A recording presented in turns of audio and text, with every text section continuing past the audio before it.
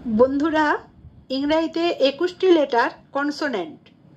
তার মধ্যে WY কে semi vowel বলা হয় বা অর্ধস্বর বলা হয়, কারণ কখনো এরা কনসোনেন্ট আবার কখনো ভাওয়েল।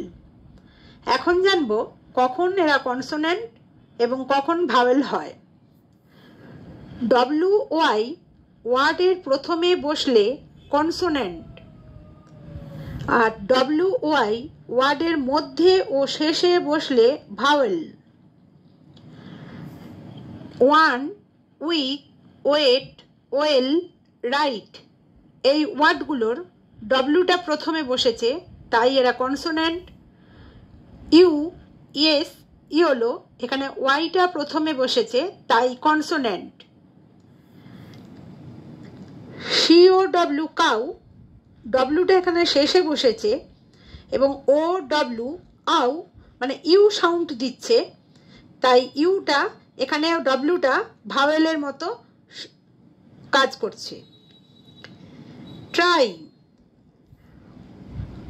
ট্র যোগ আই, আই এর সাউন্ড দিচ্ছে, ওয়াইটা আই এর সাউন্ড দিচ্ছে, তাই ওয়াইটা এখানে ভাওয়েলের কাজ করছে। তাই ডব্লিউ এবং ওয়াইকে এই কারণেই সেমি ভাওয়েল বলা হয়। উইন্ডো,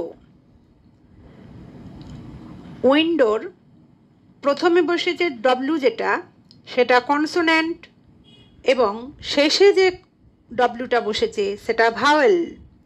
উইন্ডো ওয়ের সাউন্ড দিচ্ছে, তাই এটা ভাওয়েল।